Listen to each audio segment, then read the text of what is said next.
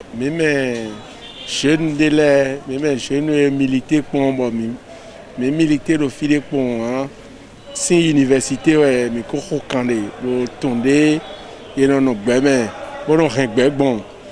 nous responsable d'enfants bon, mais non au président BIE bon, mais nous gagnons étudiants de bénéfice des bon, pour me câbler dans l'air, mais à gauche université pour avoir via team temps là mais et bédion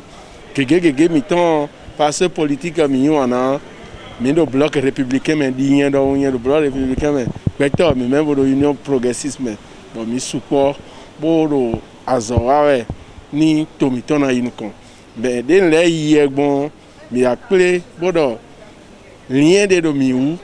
lien de mi ou bon rougan parti bon rougan association de même de les bissé bon mi non mi na zene les bidozon il y a un progressiste, il y a un républicain, il y a un zénien d'où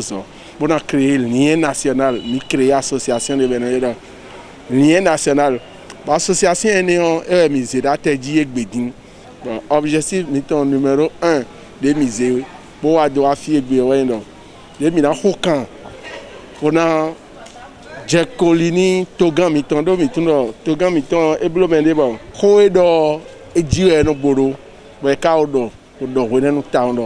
Mandat de Pogé Minamblo. Il y a mon mandat de Pogé néon. Et non, si peu mien, nous et mi mono toé là où, qu'on a zoé ou à kekawa dinko. Mi dodo moins de 1 an de l'élection présidentielle 2021 ton il a bien aussi ça ni dire que et donnant igbe pour na tempon pour na bloquer ou bissé do et joloton menoir